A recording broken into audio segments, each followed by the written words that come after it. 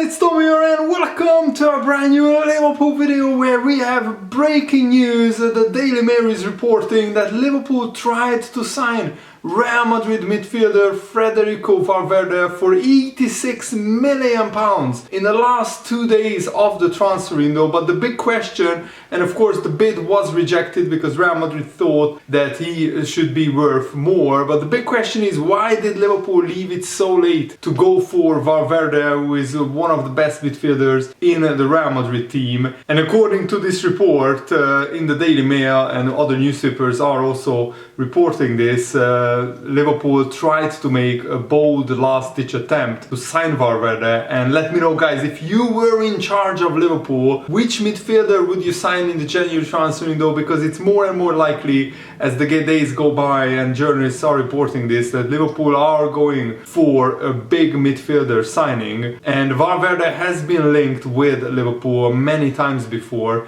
but the same report suggests that Real Madrid rejected the offer as they found it brutal and offensive, dismissing that they would not sell Valverde, let alone that late in the transfer window, which is understandable. But if Liverpool would have gone in earlier for Valverde and maybe with a bigger offer, we could have tempted him. But I will be honest, when I look at his stats, I wasn't really convinced. He's 24 years old, he's 182 centimeters tall, he's a Uruguay international, and his market value is around 70 million euros, so I'm not sure if he's worth even 100 million pounds with the stats that he has. He's mainly a central midfielder, that's his main position, but he can play on the right wing and as a right midfielder as well, and his contract expires in 2027, so that's why Real Madrid laughed this bid off. They probably want a lot more money for Valverde. And yes, this season he has been brilliant. He scored 2 goals already,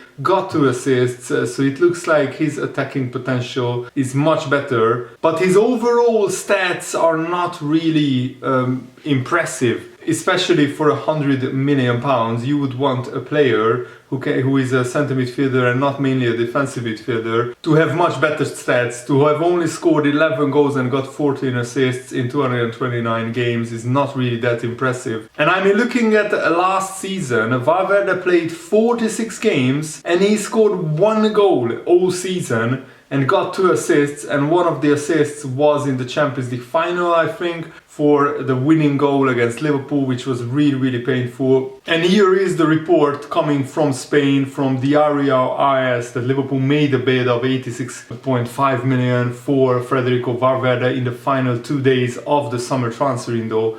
But I'm not sure how reliable that paper is. And also, if Liverpool indeed made a late bid, why didn't all the Liverpool-based journalists report on this in numbers? That's what concerns me, and that's what makes me a little bit suspicious about this bid. But also there is an argument that Tier 1 journalists in Liverpool are basically Liverpool's mouthpieces, and this does not put the club in a good light, because if we made a late bid that got rejected and we didn't follow up that bid, that doesn't make Liverpool look good. So probably the journalists they were told, if this is true that we made the bid, the journalists were told to keep it quiet, to keep it on the reps, because if it gets out, Liverpool don't come out looking good from that, that's for sure. The one big upside of Valverde is that he's still very young. At 24 years old, he perfectly fits the age that Liverpool are looking for when signing a new midfielder, and he's also not injury prone. As you can see, since he signed for Real Madrid, of course in his first season he was very young, so he only played 22 games, but after that he played 44 games, 33 games, and then 46 games last season. And this season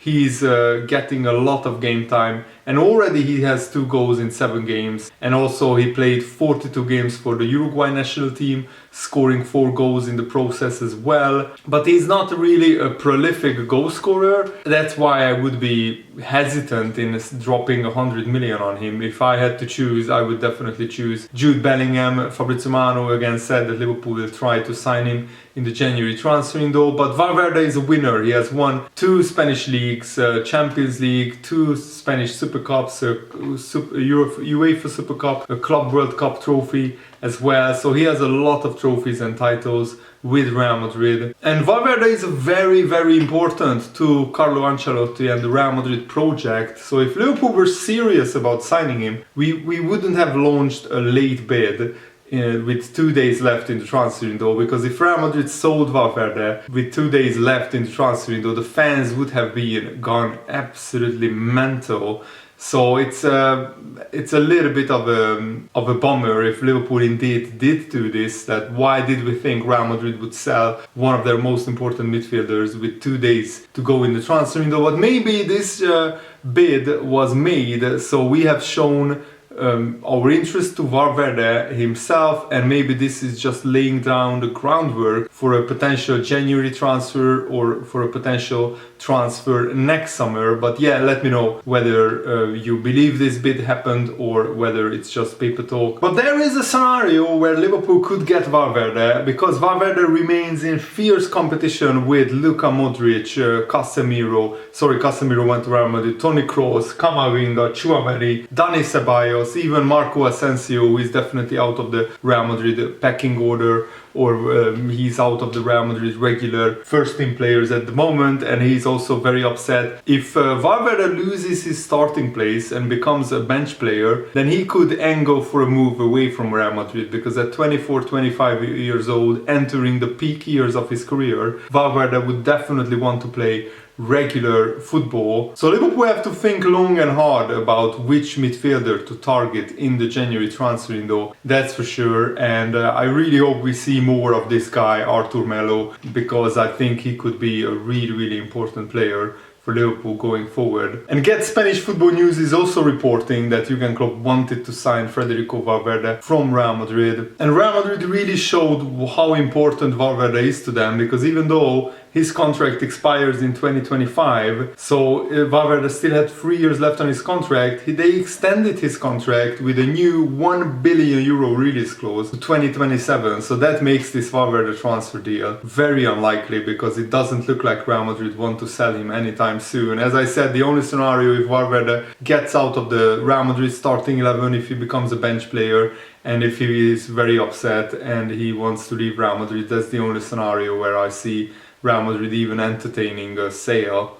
And the Benfica president Rui Costa, who was one of my favorite Portuguese playmakers back in the day when he played, he said that the sale of Darwin Nunez was more than justified. He said, "We are talking about one of the highest transfers of the market. We are still coming out of the pandemic situation which held back the football market. Making a sale of basically €100 million with the bonuses, 75 million plus 25 million in add-ons, is not open to discussion. The sale of Darwin Nunez from Benfica was more than justified. There weren't even conditions to keep him. It was completely impossible for the values that came into the club for what Darwin went on to earn." So yeah, Benfica, even if they wanted to keep Darwin Nunez, they couldn't even come close to the salary that Liverpool offered. And I fully believe that Darwin Nunez will come good for Liverpool. He scored 48 goals and got 16 assists in just 85 appearances for Benfica's first team. So Darwin Nunez has serious potential.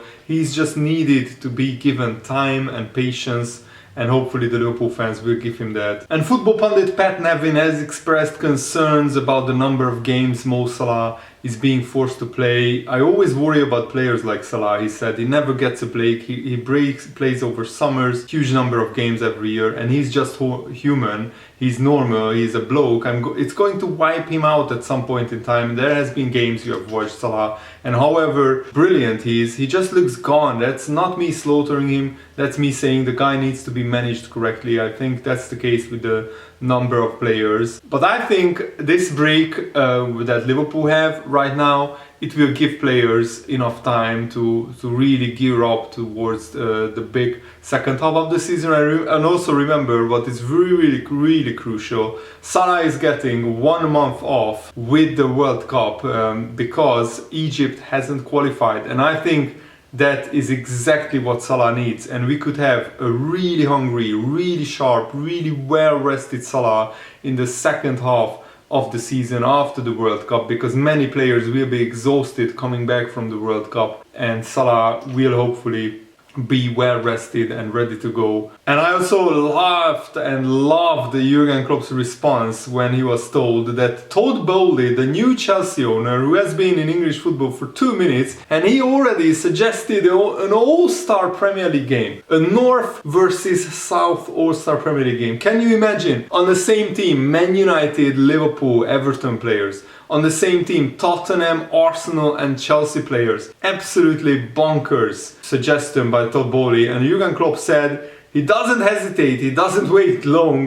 Todd Bowley, oh great, when he finds a date for that, he can call me. He forgets that in the big sports in America, these big players have 4-month breaks, so they are quite happy to do a little bit of sport in these breaks. It's completely different in football. What can I say? Does he want to bring the Harlem Globetrotters as well and let them play against the football team? I'm surprised by the question, so please don't judge my answers too much, but maybe he can explain it to me at some point and find a proper date for the match. I'm not sure too many people want to see that, and I don't want to see an all-star game. Liverpool and all the top clubs have enough games already. And also Virgil van Dijk has criticized some of the ex-players who have been in the same situation that Liverpool have been, that you have a blip in form, you have a bad run of form, a bad run of results, yet they were still criticizing very harshly Liverpool. It's funny sometimes because there are a lot of ex-footballers who know what we are going through and they say a lot of things to try and get us down. And I agree, some of the criticism is justified, but some of the criticism is very harsh. But Rio Ferdinand has hit back at Virgil van Dijk saying that the criticism has been deserved after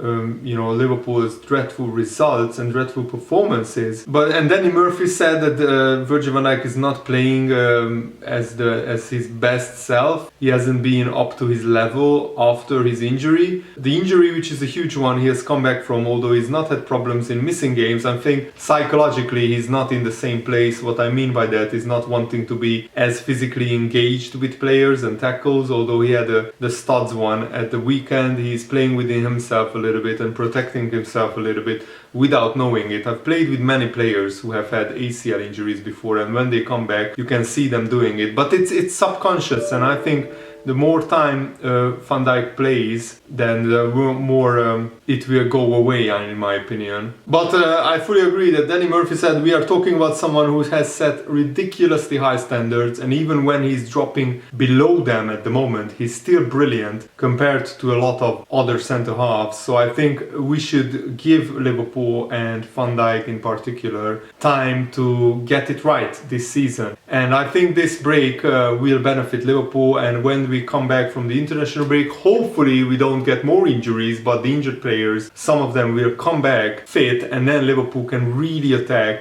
this mini season that we have between October 1st and the World Cup starting in November. And hopefully Liverpool will pick up a lot of points. We just need to show the same intensity and desire and passion and commitment that we showed against Ajax. But Ferdinand also defended his point of view. He said that the performance in Naples, if they are honest, every single one of them will say it was a bad day at the office and we deserve the criticism that we got. But I think we reiterated on the night, we weren't saying they became a bad team overnight or are bad players. It was a bad performance. So yeah, I think some of the criticism was justified. And even Virgil van Dijk said himself that we weren't good enough in Napoli, but I think the Liverpool showed signs of improvement, and Liverpool are not fixed fully completely now that we have won against Ajax, but we made the first big step towards improving and getting the best out of this season that we can still do. So I'm really looking forward to tonight's Champions League games. I really hope that you guys enjoyed this video. Have a nice day. See you later. Goodbye.